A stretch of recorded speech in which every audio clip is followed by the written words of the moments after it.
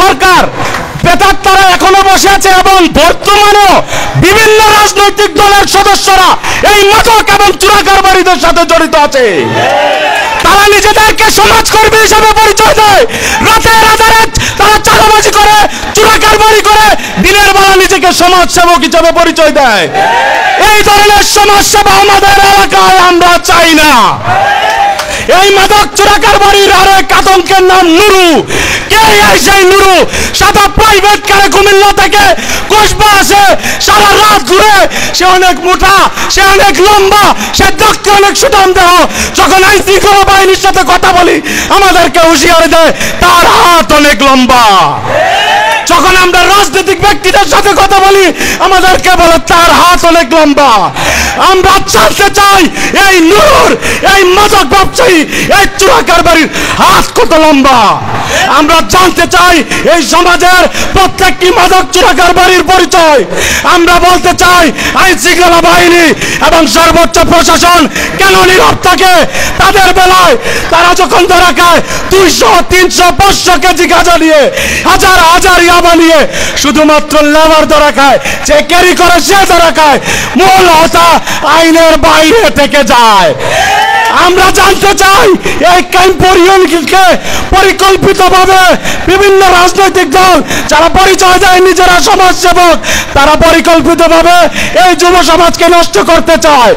আসো সবাই তাকবীরের ছায়াতলে, এই তাকবীরবদ্ধ পরিকল্পিতভাবে আপনাদের সাথে একসাথে নিয়ে সকল ধরনের মাদক এবং চোরা কারবারিকে নির্মূল করে দিতে এবং নিজের জীবনকে উৎসর্গ করে দিতে একটি সেকেন্ড দ্বিধাবোধ করব না।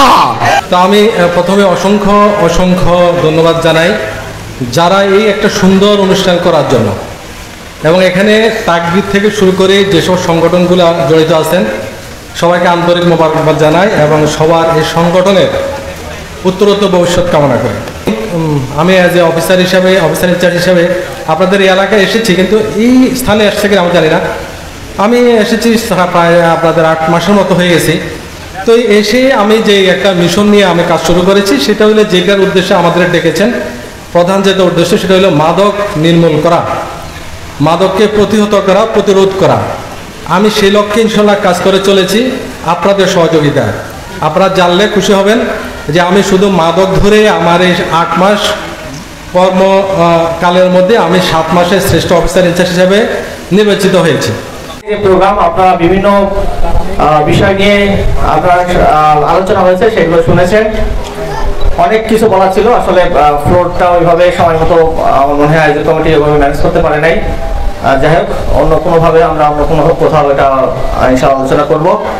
আজকে ভাবছিলাম যে এখানে এসে সকালে আমার একটা প্রোগ্রাম ছিল, সকালে আমরা রেল স্টেশনটা একটা পরিচ্ছন্নতার একটা কাজ করেছি, পরিচ্ছন্ন বিডি ক্লিনকে নিয়ে।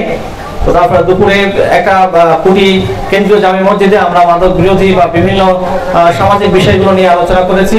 আমি মনে করি যে আজকে এখানে যে সংগঠনগুলো আপনারা নিজেদের পরিচয় দিয়েছেন, এই সংগঠনগুলোকে এগিয়ে আসতে হবে। মাদক বিরোধী, চোরাচালান বিরোধী কার্যক্রমে আপনারা কি কি পদক্ষেপ নিয়েছেন? আপনাদের কোনো স্বেচ্ছাসেবক নিয়োগ দিয়েছেন কিনা? রাতে কেউ পাহারা দেয় কিনা? এই পাহারাদার বা এই কর্মী গঠন করতে হবে।